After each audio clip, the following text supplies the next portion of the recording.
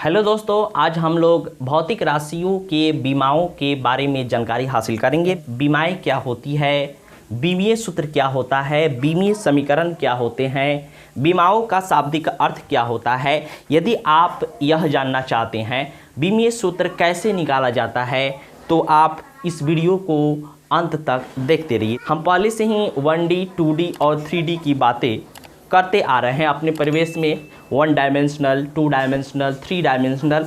यहाँ पर जो हम मैथमेटिकल टर्मों को मापते हैं, जैसे आयत को हम 2 डायमेंशनल कहते हैं, लंबाई और चौड़ाई, वही चीज़ इसमें भी होती है, परंतु इसका तरीका जो होता है कुछ अलग होता है, पूरी तरह अलग नहीं होता है। डायमेंशन का अर्थ ही आयाम होता है, उसके विस्तार से संबंधित होता है।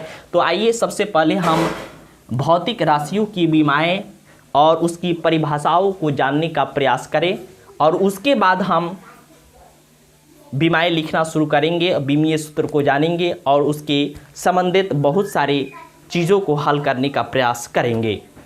बीमाएं क्या होती है, सबसे पहले हम इसको परिभाषा के शब्दों में बांधने का प्रयास करते हैं और बड़ी ही आसान परिभाषा मैंने बनाई है आपके लिए। आप इसे सीखने का प्रयास करेंगे।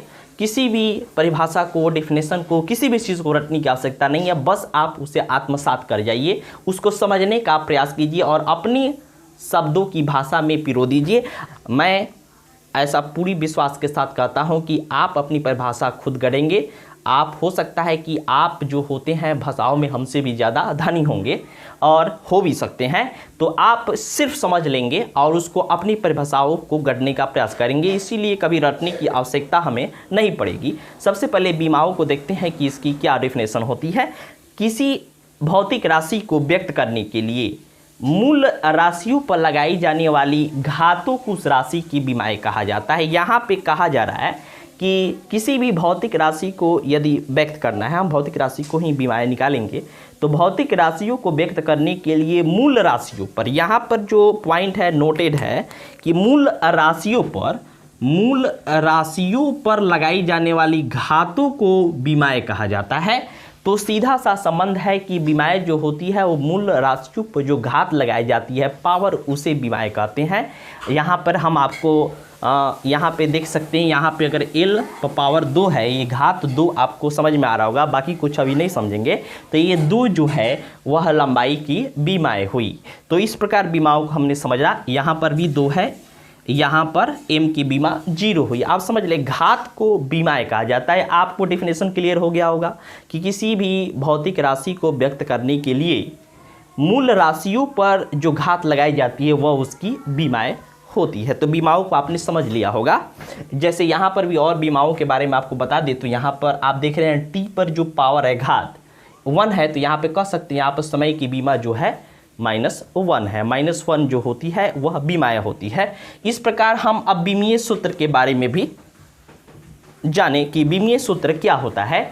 बीमीय सूत्र वही होता है जो बीमाओं को व्यक्त किया जाता है, जो सूत्र होता है, जो व्यंजक प्राप्त होता है, उससे बीमीय सूत्र होता है। मूल बीमा है, आप बीमा को समझ लिए कि डेफिनेशन क्या होता है। किसी भी भौतिक राशियों को व्यक्त करने के लिए मूल राशियों पर लगाई जाने वाली घातों को बीमा कहते हैं। तो उसी प्रकार बीमीय सूत्र क्या होता है, तो किसी भी भौतिक राशियों को बीमाओं में व्यक्त करने वाले व्यंजक को बीमीय सूत्र कहते हैं। इस प्रकार यहाँ पर जो ये व्यंजक आप देख रहे हैं ये बीमीय सूत्र है, ये बीमीय सूत्र है। यहाँ पे ये सारे जो चीज़ आप देख रहे हैं यहाँ पे ब्रैकेट में क्लोज, ये सारे बीमीय सूत्र कहलाते हैं। अब होता है इसी से संबंधित बीमीय समीकरण क्या होता है। हम मैथ में भी व्यंजक के बारे में पढ़ते हैं और व्यंजक में जब बराबर का साइन लगा दिया जाता है तो उसे बीमीय समीकरण कहते हैं। उसी प्रकार इसमें भी है कि भौतिक राशि को, किसी भी भौतिक राशि को बीजीय व्यंजक के बराबर करना ही बीमीय समीकरण कहलाता है। तो कुछ है नहीं, बस उसी चीज़ को आपको सिर्फ सजा देना है। जैसे क्षेत्रफल का अगर बीमीय समीकरण लिखना हो तो हम यहाँ पे सबसे पहले व्यंजक लिख देंगे और क्षेत्रफल के बराबर कर देंगे इस बीमीय व्यंजक को, तो हमारा बीमीय समीकरण प्राप्त हो जाएगा। तो इस प्रकार यह जो है वह बीमीय समीकरण हुआ।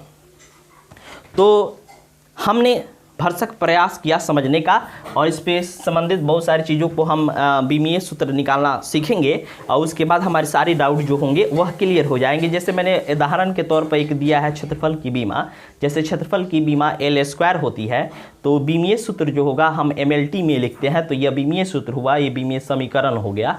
अब बीमाओं को लिखने के लिए हमारे साइंटिस्टों के द्वारा 7 मूल भौतिक राशियाँ जो हमने पढ़ी थी उसकी बीमाएं निश्चित कर दी गई सुविधा के लिए, ताकि बीमाओं का रिपीटेशन नहीं हो, ये मान्य कर दिया गया। उसके बाद हम किसी भी भौतिक राशि को बीमाओं में व्यक्त कर देने के बाद हम उसके अनगिनत मात्रकों से बच पाएंगे, और काफ़ी सुविधा होती है जब भौतिकी में इस चीज़ों का इस्तेमाल किया जाता है।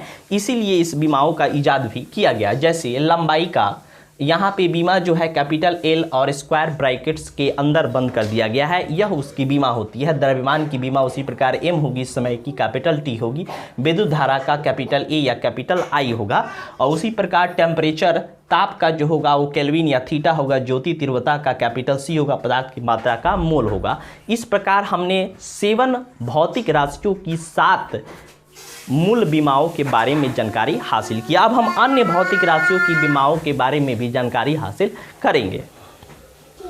सबसे पहले हम लंबाई से ही शुरू करते हैं। लंबाई जो है यह मूल भौतिक राशि भी है, और इसको अगर बीमा में लिखना हो तो हमें पता है कि लंबाई की बीमा L होती है, तो इसे सिर्फ L1 लिख देंगे तब भी हमारा काम चल जाएगा।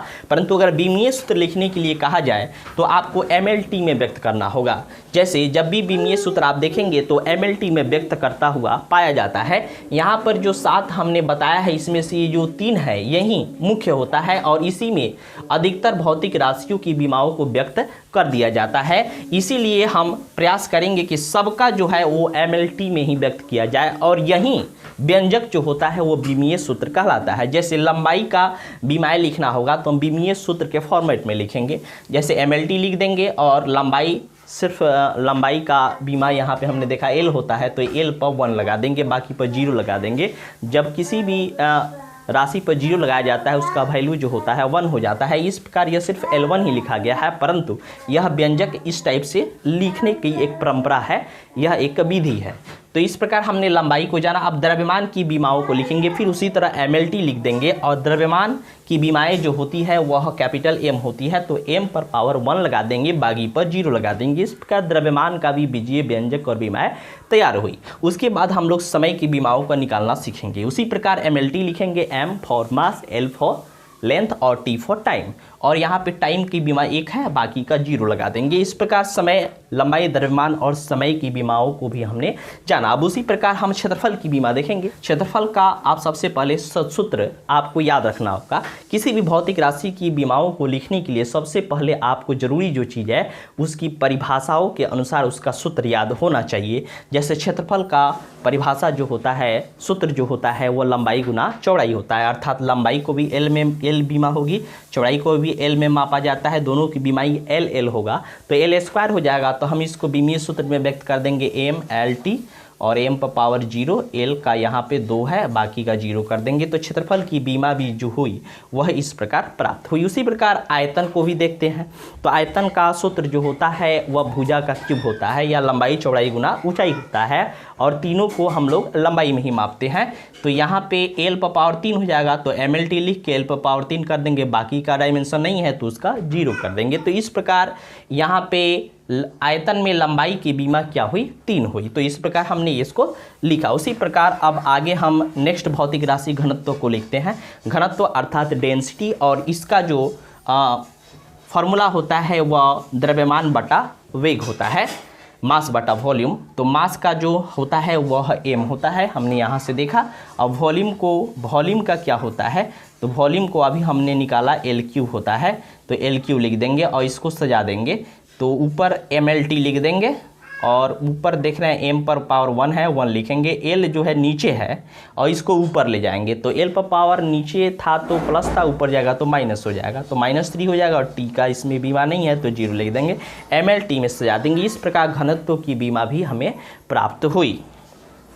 एक और चीज़ जो ध्यान देने योग्य है, यहाँ पे जो नीचे बीमाओं को नहीं लिखा जाता है, हम इसे हमेशा ऊपर लिखेंगे। अगर प्लस है तो माइनस ऊपर हो जाएगा और माइनस नीचे होगा तो ऊपर प्लस हो जाएगा। तो इस प्रकार हम लोग ऊपर करके बीमाओं को लिखेंगे।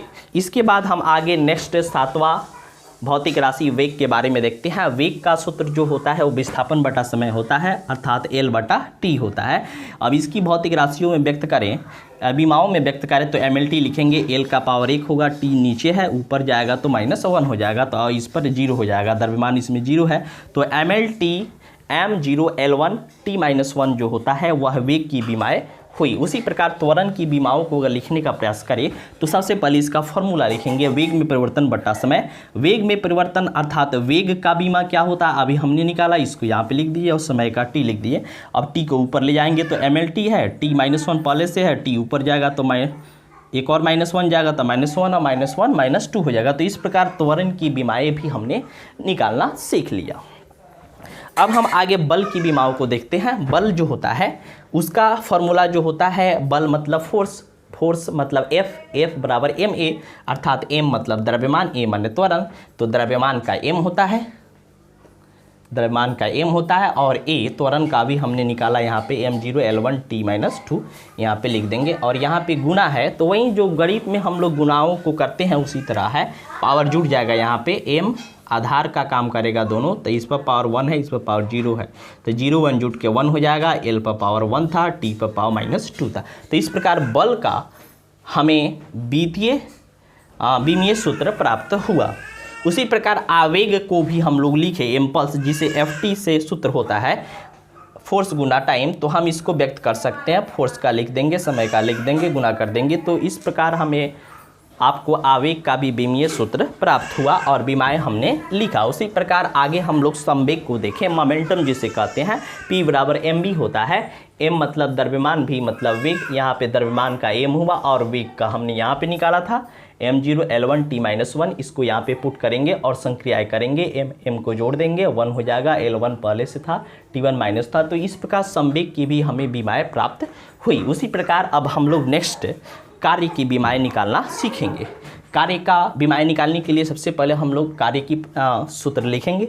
कार्य बराबर क्या होता है, बल गुना बल की दिशा में विस्थापन होता है। तो पहले बल का लिख लेंगे, बल का हमने यहाँ से लिख दिया, फिर विस्थापन को L में मापा जाता है, उसकी बीमा L हुई। अब इसको संक्रिया करेंगे तो m1 L2 T-2 है। इस प्रकार कार्य की भी बीमा हमें प्राप्त हुई।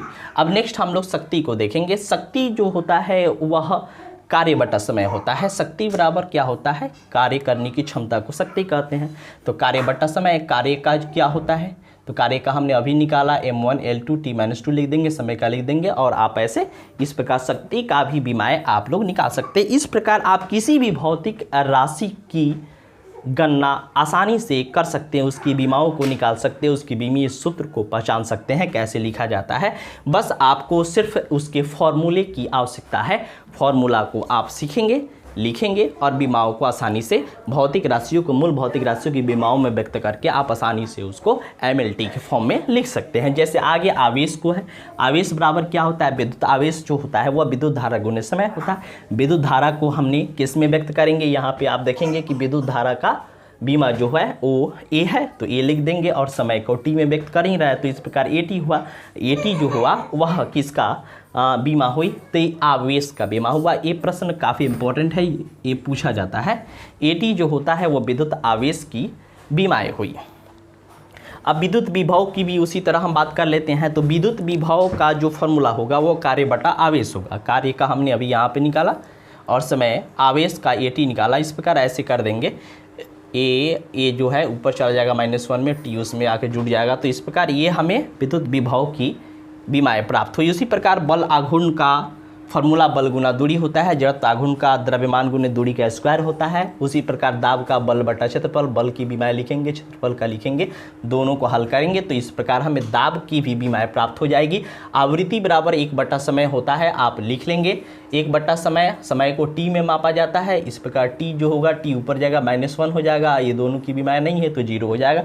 उसी प्रकार प्रतिरोध की बीमाएँ निकालने के लिए इसका सूत्र लिखेंगे, विभव बटा धारा। अब विद्युत विभव हमने यहाँ पे निकाला था, इसको ऊपर लिखेंगे, धारा का A लिखेंगे और बना देंगे। इस प्रकार हमने भौतिक राशियों की बीमाओं को निकालने का सबसे बेस्ट और सबसे आसान कॉन्सेप्ट को समझा है। अगर आपको यह वीडियो अच्छी लग रही हो तो आप हमारे इस वीडियो को लाइक करेंगे, शेयर करेंगे और सब्सक्राइब करना नहीं भूलेंगे। और बने रहिए, नेक्स्ट वीडियो में हम फिर आपके लिए एक महत्वपूर्ण जानकारी सामने लाएंगे। तब तक के लिए जय हिंद, जय भारत।